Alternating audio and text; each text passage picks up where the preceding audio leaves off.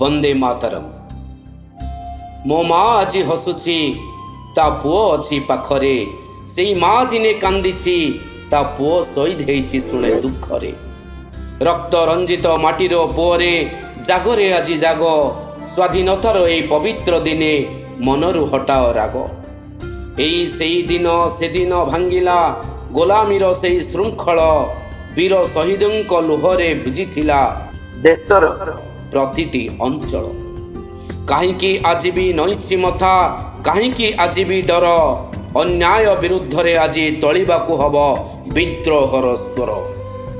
ଜାତି ଧର୍ମର ପାଚେରୀ ଭାଙ୍ଗି ମେଲିବାକୁ ହବ ବାହୁ। ସ୍ୱାର୍ଥପରତାର ଏଇ କାଳରାହୁକୁ ଦେଶରୁ ତଡ଼ିବା ଆହୁ। କେବଳ ପତାକା ଉଡ଼େଇ ଦେଲେ କି ସ୍ୱାଧୀନତା ହୁଏ ଦେଶ? ଭୋକିଲା ପେଟରେ ଚିତ୍କାର କରେ ଯେବେ ଭାରତ ମାତାର ବେଶ। ଶୋଷଣ ବିରୁଦ୍ଧରେ ଗର୍ଜି ଉଠ ଆଜି ପ୍ରତିଟି ଶାଣିତ କଲମ। ଆମେ ହେବୁ ସେଇ ନୂତନ ଯୁଗର ବିପ୍ଳବୀ ଅନୁପମ।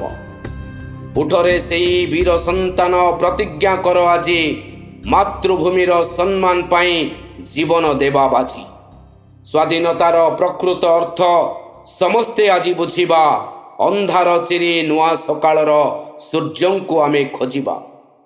ସମସ୍ତେ ଜାତି ଧର୍ମ ବର୍ଣ୍ଣ ଦଳଗତ ଭେଦ ଭାବକୁ ଭୁଲି ନିର୍ବିଶେଷରେ 80ତମ ସ୍ୱାଧୀନତା ଦିବସ ପାଳନ କରିବା ଆଜି।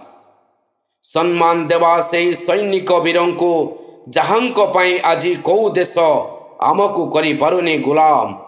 ଏକା ସ୍ୱରରେ କହିବା ଆମେ ସମସ୍ତେ ଭାରତୀୟ, ସମସ୍ତେ କହିବା ବନ୍ଦେ ମାତରମ୍।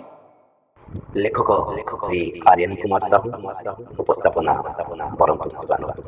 ଭୁଲ ଥିଲେ କ୍ଷମା କରିବେ। ଯଦି ଠିକ୍ ଲାଗେ କମେଣ୍ଟରେ ନିଶ୍ଚୟ ବନ୍ଦେ ମାତରମ୍।